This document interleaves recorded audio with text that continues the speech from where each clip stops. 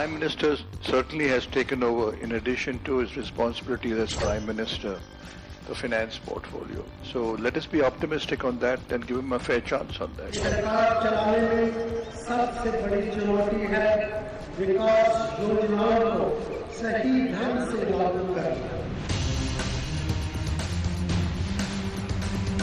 I don't think the Prime Minister will like to go down in history as somebody who bailed the country in '92 and killed it in 2012.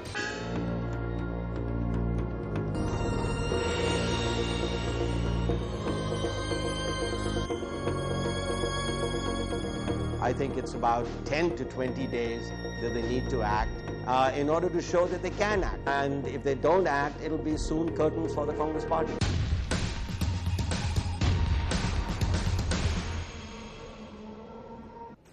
Hello and welcome to We Mean Business. Every night we bring you some of the most important policy debates, all the issues that are being talked about, all the issues that are important to the Indian economy.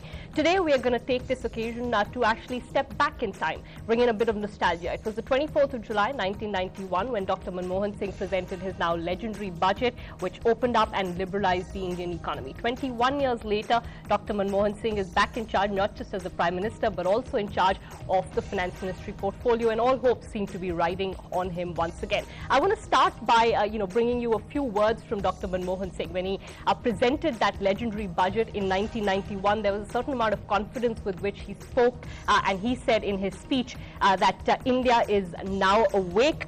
Let the whole world hear it loud and clear. India is now wide awake.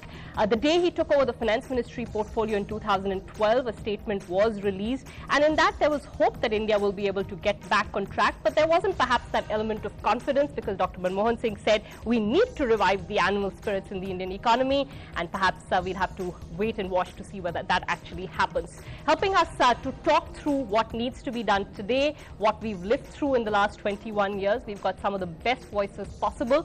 With us here in the Bombay studio, we've got Mr. Deosthalee with us of L&T Finance. We've got Dr. Sanjeev Aga with us.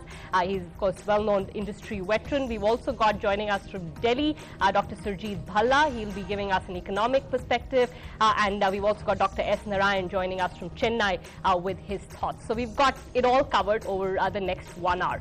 Before I go to all my panelists, I want to sort of set up what the economy looks like today and what it looked like in 1991. And, despite comparisons that we are in a 1991 kind of scenario, there are actually no real comparisons based on economic parameters. So whether you look at the GDP growth numbers from under 2% in 1991, 1992, all the way to 6.5%, which was just the 2012 numbers, the average growth rate in the last few years would be higher. The savings rate is much higher, come up from about 20-odd% in the 1990s to about 31.5-odd%.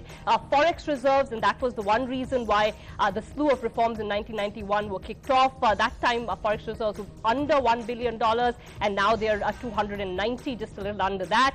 So there's no comparison on that front. There's no comparison in terms of the import cover, which was less than 2 weeks in 1991, and today stands at about 7-odd months. There is, some comparison to be made on the current account deficit and the fiscal deficit numbers, but then again, the face of the economy, the qualitative aspects of those two data points are also very, very different. Let me just kick off and try and get all our panelists to give us a little bit of their sort of thoughts 21 years on after reforms were kicked off. I'm going to start with my Bombay panelists. Can I start with you, Mr. Aga? I mean, you've sort of seen the face of the Indian economy change in many ways, specifically in the sector that you have been linked with. I mean, things have come a long, long way. Let's not take that away, right? Yes, indeed. But the thought which comes back to me again and again is that we tend to believe that nation building is done by finance ministers or by economists like my fellow panelists in Delhi or by finance secretaries. Nation building is a far more profound process. It cannot be that the rest of the people are having a ball. It cannot be that political parties behave like business houses and business houses start interfering in politics. And, a finance minister will come or an economist will come, and with some mathematics, a nation gets built. So I think our obsession with fiscal policy and monetary policy is important because you are NDTV profit, you are dealing with that part of the economy. But if you really want to get going, for the moment you have to subordinate all this and look at the problems which are staring you in the face Conversely, the huge opportunities which are just for you to pluck. Now, if you continue to be blind yourself to that and keep, worrying about repo rates, I don't think India is going to be very different from what it has been for the last 100 years. That's a fair criticism, at least of us journalists, us financial journalists. Mr. Deosthalee, that's a good point to make. I mean, at that point in time in 1991, maybe it was the entire nation coming together. Maybe it was, because we were facing a crisis, so there was no option. But all said and done, everybody, all constituents came together. And maybe that's the one thing that we don't have right now.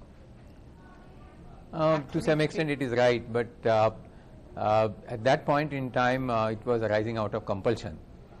And I must say, several steps were taken.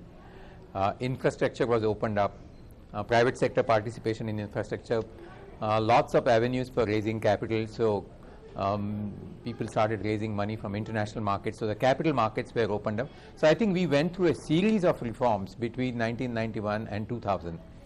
However, in the last few years, what has happened is we have somewhat stopped that process. And we spend a lot of time on debating.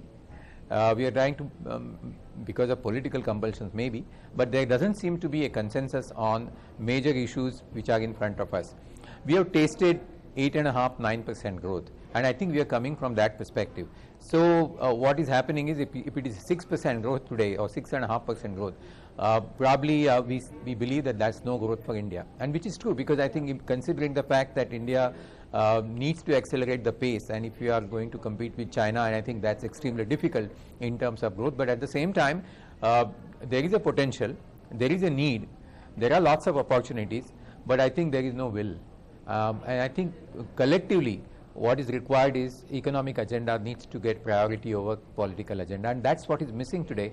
And therefore we keep debating about FDI in retail for years. We keep talking about GST for a number of years, and we also talk about raising the insurance percentage to 49%. I think these are issues. I think if we were in 1991 situation, probably we would have dealt with some of these issues in a much different manner at an accelerated pace. And I think that is required today, that if we want to make sure that we come back on the trajectory, these issues need to get priority over any other issues.